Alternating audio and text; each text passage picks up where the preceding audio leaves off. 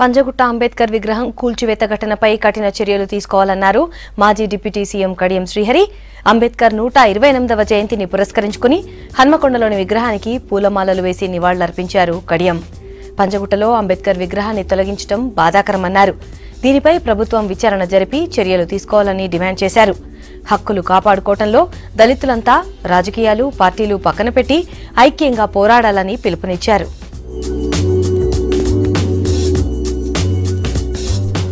రాజ్యాంగ నిర్మాత doctor BR Ambedkar గారి జయంతి సందర్భంగా ప్రపంచ వ్యాప్తంగా ఉన్న అంబేద్కర్ రైట్స్ కు దేశ ప్రజలందరికీ కూడా నేను హృదయపూర్వకమైన శుభాకాంక్షలు తెలియజేసుకుంటున్నాను.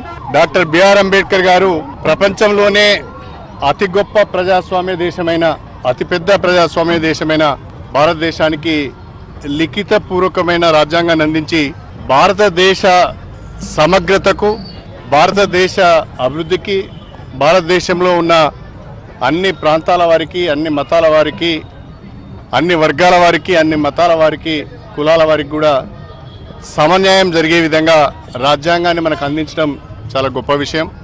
ఆ మహానుభావుని స్ఫూర్తిగా తీసుకొని అందరం కూడా అంబేద్కర్ బాటలో కొనసాగాలని, అంబేద్కర్ ఆశయాలను కొనసాగించాలని నేను కోరుతున్నాను. అందరూ కూడా అంబేద్కర్ మార్గము ఆచరణీయమని చెప్తూనే, భారత రాజ్యాంగం చాలా గొప్పదని చెప్తూనే రాజ్యాంగ స్ఫూర్తిగా చాలామంది వ్యవహరిస్తున్నారు. రాజ్యాంగ వ్యవస్థలను కూడా దెబ్బతీసే ప్రయత్నం చేస్తున్నారు. భారత రాజ్యాంగంలో పొందుపరిచిన రిజర్వేషన్ల మూల సూత్రాలకే ప్రమాదం వచ్చే విధంగా నిర్ణయాలు తీసుకుంటున్నారు. ఇదందరూ కూడా గమనించవలసిన అవసరం ఉన్నది. దళిత వర్గాలు కూడా విశ్లేషించుకోవాల్సిన అవసరం ఉన్నది అని చెప్పి సందర్భంగా నేను సవినయంగా తెలియజేసుకుంటున్నాను.